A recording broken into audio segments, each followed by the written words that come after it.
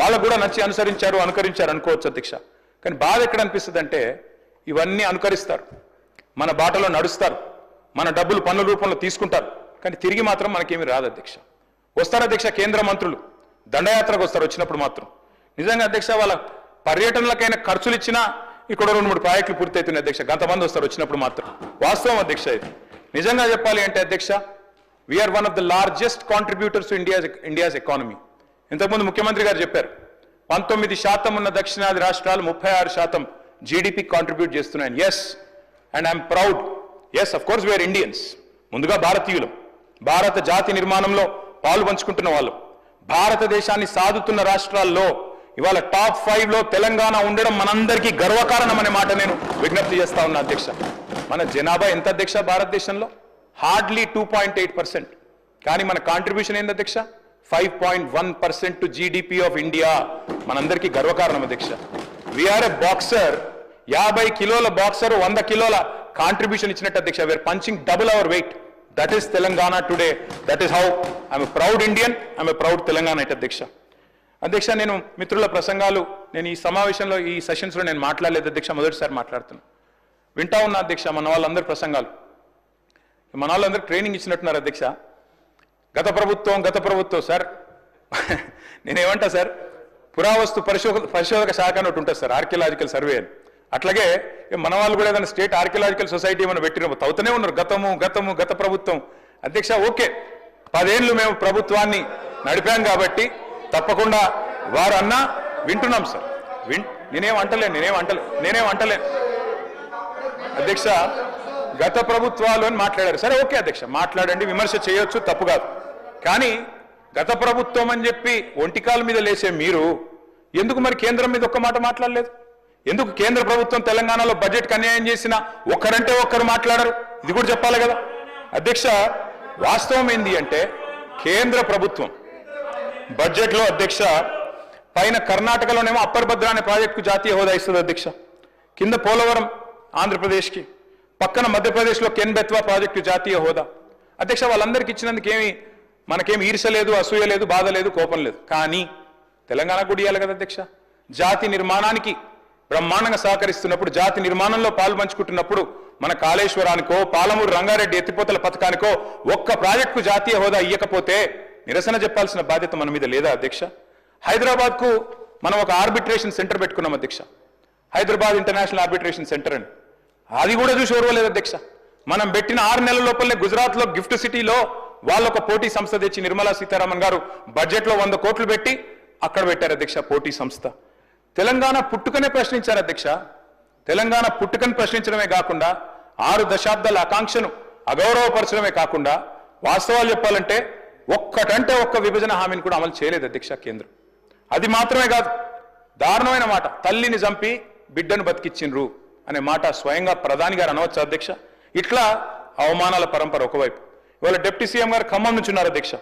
వారి జిల్లా 7 మండలాలు ఒక్క పెన్నుపోటుతో ఆర్డినెన్స్తో లోవర్ సీలేరు విద్యుత్ కేంద్రం, మా వ్యవసాయ మంత్రి గారు కూడా అదే జిల్లా అధ్యక్ష, ఒక్క పెన్నుపోటుతో అప్రజాస్వామికంగా 7 మండలాలు లోవర్ సీలేరు విద్యుత్ ప్రాజెక్టును లాక్కొని పోయింది కేంద్రం కాదా అధ్యక్ష? అది మాత్రమే కాదు, మరి నిజామాబాద్ జిల్లాకు ఊరించి పసుపు బోర్డుని ఇచ్చారు అధ్యక్ష మొన్న. మరి ఆ పసుపు బోర్డు ఇప్పుడు మొన్న పెట్టినారు కానీ కేంద్ర బడ్జెట్లో ₹1 లేదు దానికి. ఒకవైపు ఏమో పసుపు ధర రావడం లేదు, మద్దతు ధర అని రైతులు రోడ్డు ఎక్కిన పరిస్థితి అధ్యక్ష. మరి మాట్లాడద్దు అధ్యక్ష వాళ్ళు పసుపు రైతులకు జరుగుతున్న అన్యాయం గురించి అధ్యక్ష. బయ్యారం ఉక్కు కర్మాగారం మాటిచ్చారు పునర్విభజన చట్టంలో, కానీ పెట్టరు అధ్యక్ష. మేము అడిగినాం 10 ఏళ్లలో 10 సార్లు 20 సార్లు అడిగినాం, పెట్టలేదు. ఈసారి కూడా మరి మీరు వచ్చిన తర్వాత కూడా మీరు కూడా కలిసినా వారు సహకరిస్తలేరు అధ్యక్ష. ఇక్కడ బయ్యారం గురించి ఒక మాట చెప్పాలి అధ్యక్ష. ఒక కేంద్ర మంత్రి గారు మాట్లాడతారు అధ్యక్ష, నేను వారి పేరు తీసుకొని బాగుండదు, మాట్లాడుకుంటూ అంటారు ఆయన బయ్యారంలో అక్కడ ఐరన్ ఓర్ క్వాలిటీ లేదు పెట్టలేమంటారు అధ్యక్ష. ఎగ్జాక్ట్ గా బయ్యారం నుంచి 160 కిలోమీటర్ల దూరంలో ఛత్తీస్గఢ్లోని బైలదిల్లా గన్లు ఉన్నాయి అధ్యక్ష, ఇనుము గన్లు ఉన్నాయి. ఇవాళ బైలదిల్లాలోని ఇనుము గన్ల నుంచి 550 కిలోమీటర్ల దూరం అవతల ఉండే వైజాగ్ స్టీల్ ప్లాంట్ కి అక్కడికి వెళ్ళి ఇనుము పోతుంది సార్. అట్లే ఈ రోజు నేషనల్ హైవే వేస్తున్నారు, అక్కడ నుంచి ముంద్రా పోర్టు తీసుకుపోతారట గుజరాత్ కి 1800 కిలోమీటర్ల అవతలకి, ఏది బైలదిల్లాకి వెళ్ళి తీసుకుపోతారట. కానీ 180 కిలోమీటర్ల ఇవతలు ఉన్న 160 కిలోమీటర్ల దగ్గరలో ఉన్న బయ్యారంలో మాత్రం స్టీల్ ప్లాంట్ పెట్టడానికి ఇనుము మంచిగా లేదు, అక్కడ క్వాలిటీ లేదు అని మాట్లాడతారు అధ్యక్ష. మరి దీన్ని అడగొద్దా? మనం ప్రపోజ్ పెట్టినాం, గతంలో ప్రపోజల్ పెట్టినాం, శ్రీధర్ బాబు గారు కూడా తెలవాలేదు. స్లరీ పైప్ లైన్ వేసుకుందాం, కావాలంటే రైల్వే లైన్ వేద్దాం, మేం సగం పెడతాం రాష్ట్ర ప్రభుత్వం నుంచి, మీరు సగం పెట్టండి, కానీ స్టీల్ ప్లాంట్ అయితే పెట్టండి, గిరిజన బిడ్డలు ఉండే ప్రాంతం అని చెప్పి కూడా మేము అడిగాం, కానీ పెట్టలేదు. మరి దాని గురించి మాట్లాడొద్దా అధ్యక్ష? ఐటీఐఆర్ యూపీఏ ప్రభుత్వం ఉన్నప్పుడు ఇచ్చారు, వీళ్ళు రాగానే రద్దు చేశారు, అడగొద్దా? ఐటీఐఆర్ టార్గెట్లు మనం దాటినాం ఆల్రెడీ. శ్రీధర్ బాబు గారు 2041లో ఏ టార్గెట్స్ అయితే ఐటీఐఆర్లో రీచ్ అవ్వాలనుకున్నామో మనం 2022లోనే రీచ్ అయిపోయినాం, దాటినాం. దట్ ఈస్ తెలంగాణ, సొంతంగానే సాధించుకున్నాం. కానీ అడగాలి కదా, అడగకపోతే అమ్మ కూడా పెట్టదు కదా. కేంద్ర ప్రభుత్వం 48,21,000 కోట్ల బడ్జెట్ పెడితే అందులో మనకు ఒక్క ప్రత్యేక పథకం రాకపోతే, మనకు శటగోపం పెడితే మాట్లాడకపోతే ఎట్లా అధ్యక్ష? ఒక్కటంటే ఒక్క ఇండస్ట్రియల్ కారిడార్ ఇవ్వలే. హైదరాబాద్ నాగ్పూర్ కానీ, హైదరాబాద్ బాంబే కానీ, హైదరాబాద్ బెంగళూరు కానీ, హైదరాబాద్ చెన్నై కానీ, హైదరాబాద్ విజయవాడ కానీ ఒకటి రాలే. భారతదేశానికి స్వాతంత్రం వచ్చిన తర్వాత మొదటిసారి అధ్యక్ష చేనేత మీద జీఎస్టీ వేసిన ప్రభుత్వం కేంద్ర ప్రభుత్వం. మరి అడగొద్దాం మనం చేనేతల గురించి? ఒక్క మెగా పవర్ లూమ్ క్లస్టర్ ఇవ్వలేదు. కేంద్ర మంత్రి ఉన్నారు ఇవాళ మా కరీంనగర్ పార్లమెంట్ నుంచి, కానీ సిరిసిల్ల లాంటి పవర్ లూమ్ క్లస్టర్కి ఒకటి ఇవ్వమని చెప్పి 10 ఏళ్ల నుంచి అడిగినా ఇప్పటివరకు కూడా కనీసం కన్సిడర్ చేయట్లేదు అధ్యక్ష. అట్లే కొత్త హ్యాండ్లూమ్ క్లస్టర్లు రావు.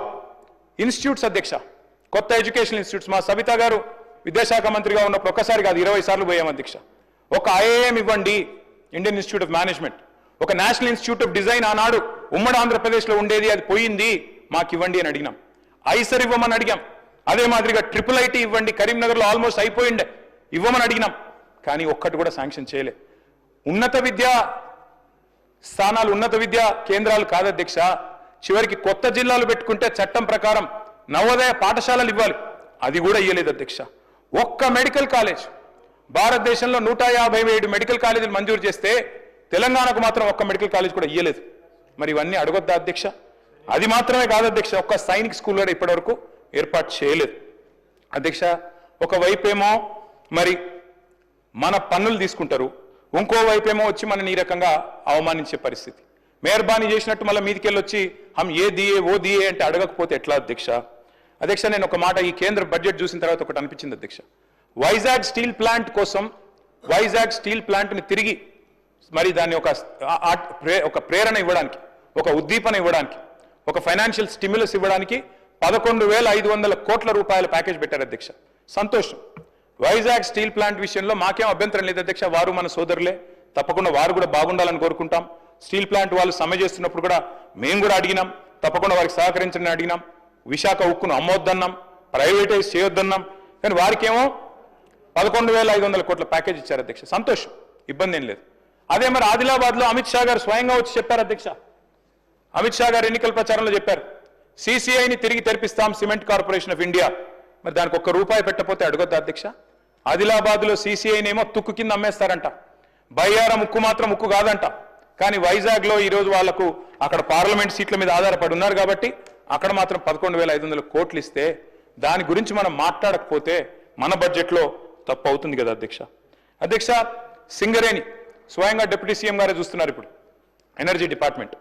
సింగరేణి అధ్యక్ష మనం అడిగినాం, గతంలో కేసీఆర్ గారి ప్రభుత్వం అడిగింది, మీరు దయచేసి నామినేషన్ మీద బొగ్గుగన్లు ఇవ్వండి సింగరేణికి, ఎట్లా అయితే మీరు గుజరాత్ మినరల్ డెవలప్మెంట్ కార్పొరేషన్కి ఇచ్చినారో నామినేషన్ మీద అట్లే మాకు కూడా ఇవ్వండి అని అడిగినాం. కానీ ఇవ్వరు అధ్యక్ష. గుజరాత్కు ఒక న్యాయం, తెలంగాణకు ఇంకో న్యాయం అన్నట్టుగా ఇవ్వడం లేదు అధ్యక్ష. చివరికి అధ్యక్ష, మనం కనుక పట్టించుకోకపోతే సరే, మనం సింగరేణిలో 51% మనం, 49 వాళ్ళు, కానీ భవిష్యత్తులో డిజిన్వెస్ట్మెంట్ ప్రపోజల్ పెట్టినా ఆశ్చర్యం లేదు అధ్యక్ష. అదే మాదిరిగా అధ్యక్ష, నీతి ఆయోగ్ సిఫారసు చేసింది, మిషన్ కాకతీయ, మిషన్ భగీరథ మంచి పథకాలు 24,000 కోట్లు కేటాయించండి అని కేంద్ర ప్రభుత్వానికి సిఫారసు చేస్తే 24 పైసలు ఇవ్వలేదు అధ్యక్ష. అందుకే అంటున్నాం, మరి అడగాల్సింది అడగాలి. మా వాళ్ళు బీజేపీ మిత్రులు, ఎమ్మెల్యేలు, ఎంపీలు బ్రహ్మాండంగా నిజామాబాద్లో, ఆదిలాబాద్లో గెలిచినారు అధ్యక్ష. దుబాయ్ పోయి ప్రచారం చేసినారు, అక్కడ గల్ఫ్ కార్మికులు, వలస కార్మికులు ఉంటే అక్కడ కూడా పోయినారు.